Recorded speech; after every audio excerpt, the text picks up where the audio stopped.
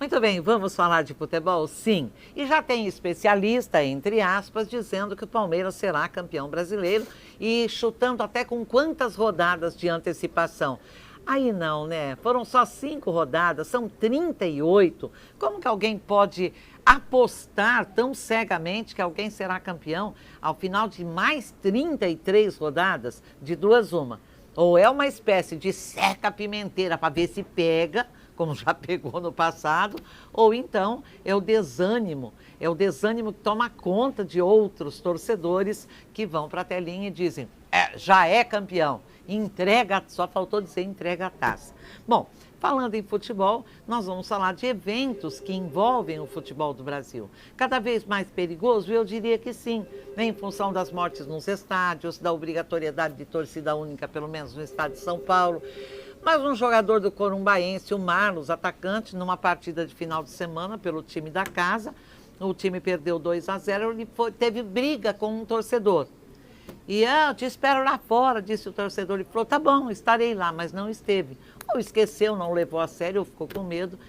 No alojamento, dia seguinte, 3 homens armados invadem o alojamento, dominam um lateral que estava na porta, na rua, falando com a mãe ao celular, entram no alojamento, visitam os quartos e não acham o Marlos. Uma das portas estava trancada. Segundo o Marlos, por obra de Deus, a porta estava trancada. Ele mostrou o revólver, estava carregadinho, e o jogador pediu a rescisão do contrato em tempo recorde, deixou a cidade. Isso não é futebol, isso é banditismo, isso é marginalidade, nós estamos extrapolando todos os direitos. Como não é futebol, o árbitro boliviano que morreu em campo, Vitor Hugo, aos 32 anos.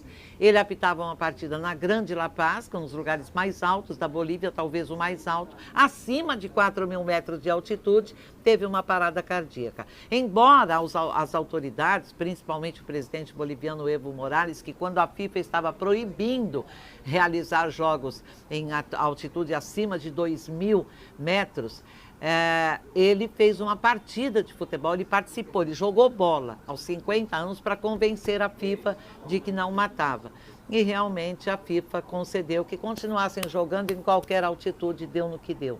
Um árbitro de 32 anos teve uma parada cardíaca, as autoridades negam que tenha tido relação com a altitude, porém os médicos deixaram escapar que faltou oxigenação no cérebro. Isso significa efeitos da altitude, sim. Não contando com essa morte triste e trágica, vamos para a Venezuela, onde um jogador, gente, o Giancarlo, fez um gol para o Deportivo Táchira. Aos 47 minutos do segundo tempo, seu time perdia por 2-1 para o Puerto Cabello. E o time que estava vencendo por 2-1 até os 47 iria, pela primeira vez na sua história, ficar entre os 8 finalistas, os 8 jogadores de quartas de final do campeonato venezuelano. Ele, Giancarlo, fez um gol aos 47, que tirou o rival desse seleto grupo de 8 times. O time é dirigido pelo pai dele.